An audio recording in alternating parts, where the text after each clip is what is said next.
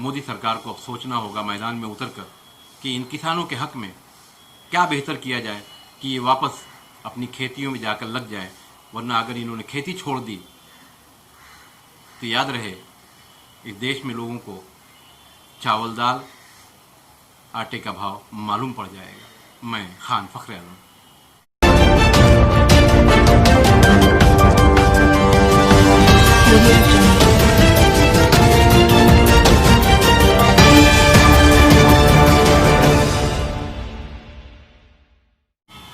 नमस्कार, आदाब दोस्तों। पिछले 3-4 दिनों से कुछ काम में था, इसलिए आप लोगों के सामने नहीं आ सका, इसलिए माफ़ी चाहूँगा। और फिलहाल हमारे देश के सामने जो सबसे बड़ी समस्या आ गई है और आगे बढ़ जाएगी ऐसा लगता है, वो है हमारे देश के किसान। देश के किसानों की वजह से समस्या नहीं है, सरकार ने जो काला कानून ला दिया है उसके कारण किसानों की समस्याएं बढ़ गई हैं। हमारे देश की ये बदनसीबी है कि जो लोग सत्ता में बैठे होते हैं, चाहे वो किसी भी पक्ष के हों, उनका कोई भाई या कोई बेटा देश की सीमा पर नहीं है, यानी फौज में नहीं है। और हमारे देश का जो किसान है उसी का बेटा देश के किसी कोने से देश की सीमा की सुरक्षा करता है और उसका जो पिता है खेत में अन्न उगाता है। हमारी सरकारें चाहे जो भी रही हों, सरकारों का तो हमेशा यही नारा रहा है कि जो रोटी दे वही आत्महत्या भी करे।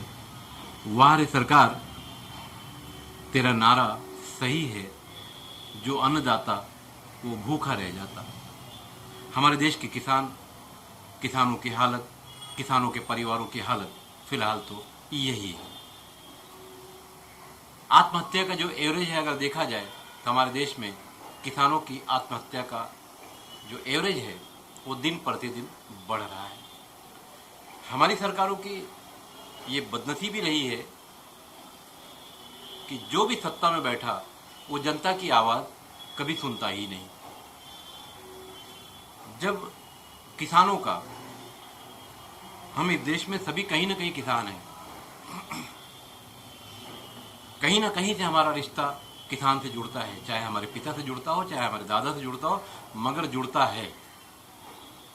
आज किसान रास्ते पर उतर गया है।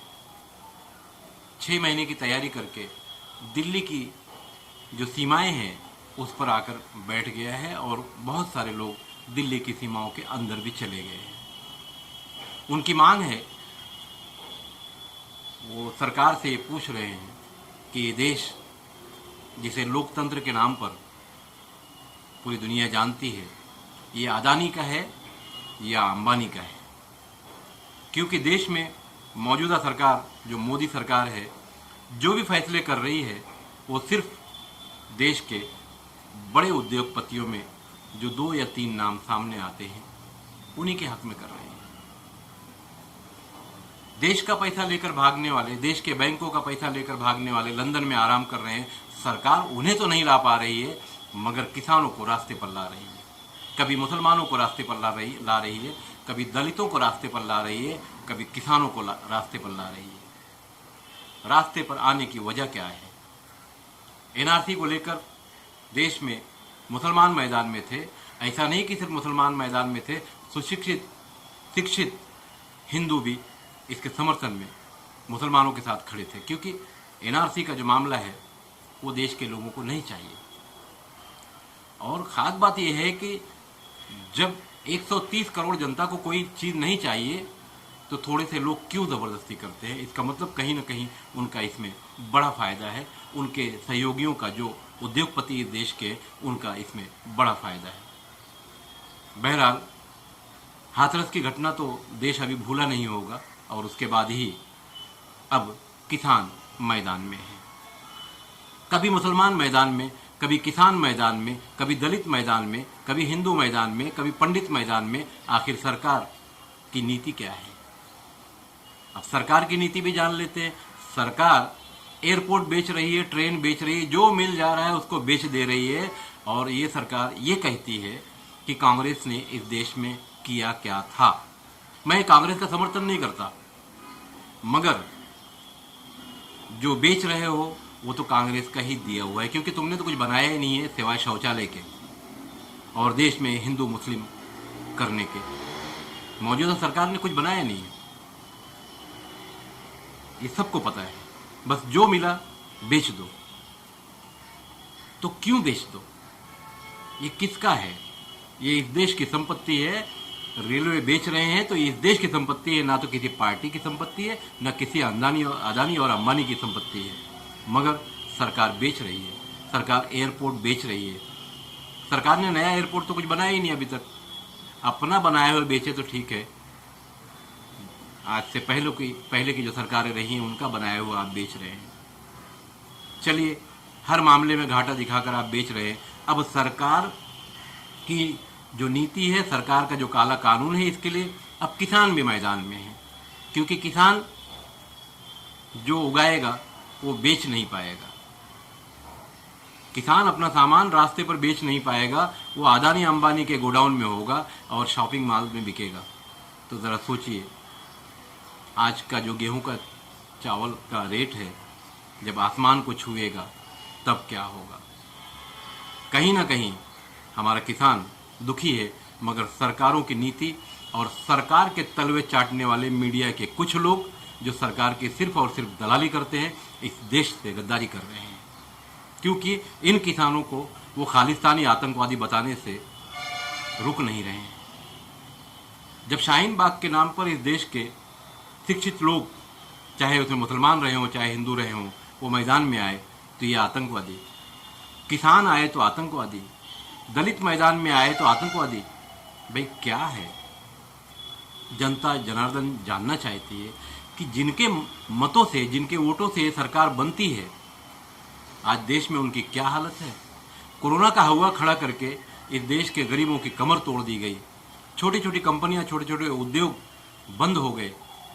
मगर जब सरकार को जरूरत होती है तो कोरोना खत्म हो जाता है, और जब सरकार का अपना काम खत्म हो जाता है तो कोरोना आ जाता है। कब तक देश की जनता, उसके ऊपर जो बोझ है खुद के कर्ज का, वो तो संभाल नहीं पा रही है, और कर्ज पर कर्ज हमारी सरकार भी ले रही है और जनता भी कर्ज ले रही है। अब तो कर्ज देने के लिए लोग भी तैयार नहीं है, क्योंकि जो कर्ज देने के लायक लोग थे वो खुद ही बर्बाद हो गए। बहरहाल, वक्त रहते सरकार को सोचना चाहिए। कभी इस देश में नारा लगा था जय जवान जय किसान का, आज किसान परेशान है, इस देश का अल्पसंख्यक परेशान है, इस देश का दलित परेशान है, इस देश का नौजवान जो बेरोजगार हो गया है और बेरोजगार होता जा रहा है। बेरोजगार हो गया है मतलब रोजगार था उसके पास, खत्म हो गया, और जो रोजगार से लगे नहीं थे उनको तो खैर मिला ही नहीं है। सरकार की जो नीति है, इस नीति के तहत नौजवान बेरोजगार हो रहा है, कहीं ये रास्ते पर ना आ जाए। देश का मुसलमान रास्ते पर, देश का दलित रास्ते पर, देश का किसान रास्ते पर, और देश का नौजवान अगर रास्ते पर आ गया तो सरकार का क्या होगा? क्योंकि सरकार यही नौजवान बनाते हैं, सरकार को यही नौजवान वोट दिलाते हैं, सरकार को यही किसान या किसान का बेटा वोट देता है गांव-गांव से। मगर सरकार ने ये समझ लिया है कि ईवीएम के चक्कर में हम तो अपनी सरकार फिर बना लेंगे, मगर जनता के आगे किसी की चली नहीं है, ये सबको पता है, सत्ता में रहने वालों को ही पता है। पिछली सरकारों ने जो काम किया, जो नालायकी की, जनता ने उन्हें उठाकर फेंक दिया, और बड़ी उम्मीद की थी कि मौजूदा जो सरकार है, जो मोदी सरकार है, वो जनता के लिए कुछ ऐसे काम करेगी जो जनता के हित में होगा। मगर जनता के हित में कोई काम नजर नहीं आ रहा है। विजय माल्या जैसे लोग देश का पैसा लेकर, देश के बैंकों का पैसा लेकर दर्जनों उद्योगपति देश के बाहर फरार हो गए। और वो कैसे फरार हो गए?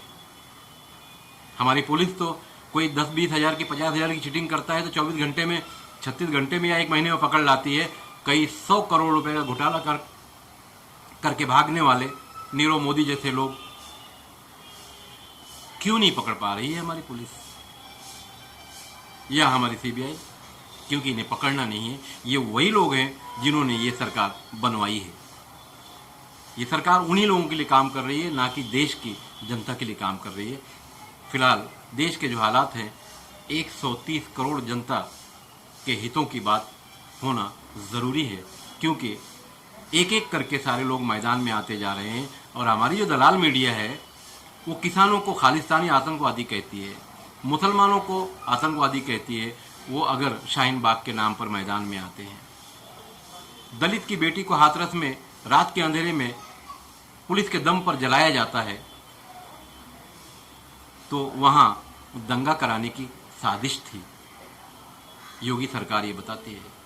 यानी जब इस देश में न्याय की मांग होगी तो कहीं ना कहीं से उसे जोड़कर आतंकवादी सरगर्मियों में बताया जाएगा, उसे जेल भी भेजा जाएगा, जैसा कि हाथरस के मामले में कुछ लोगों को भेज भी दिया गया। क्या इस लोकतंत्र में आवाज़ उठाना अब मुश्किल हो गया है? जनता के हित के लिए लोग आवाज़ न उठाएं, एक सवाल अब पैदा हो रहा है। मीडिया तो जनता की आवाज़ उठाती नहीं।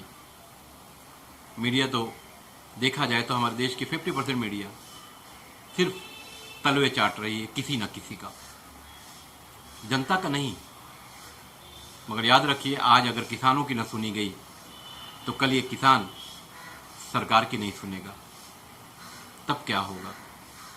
सरकार को अभी वक्त है, किसानों से बात करनी चाहिए, क्योंकि चंद लोगों के लिए इस देश को बेचा नहीं जा सकता, चाहे वो अदानी हो, चाहे अंबानी हो, चाहे इस तरह का कोई भी उद्योगपति हो। चंद लोगों के लिए देश के 130 करोड़ लोगों का सौदा नहीं किया जा सकता। ये लोकतंत्र है, इसलिए सोचना होगा। मोदी सरकार को अब सोचना होगा मैदान में उतरकर कि इन किसानों के हक में क्या बेहतर किया जाए कि ये वापस अपनी खेतियों में जाकर लग जाए, वरना अगर इन्होंने खेती छोड़ दी तो याद रहे इस देश में लोगों को चावल दाल आटे का भाव मालूम पड़ जाएगा। मैं खान फखर आलम। अगर आपने हमारे चैनल को अभी तक सब्सक्राइब नहीं किया है तो YouTube पर जाकर भारत शक्ति समाचार सब्सक्राइब करें, शेयर करें, कमेंट करें। धन्यवाद।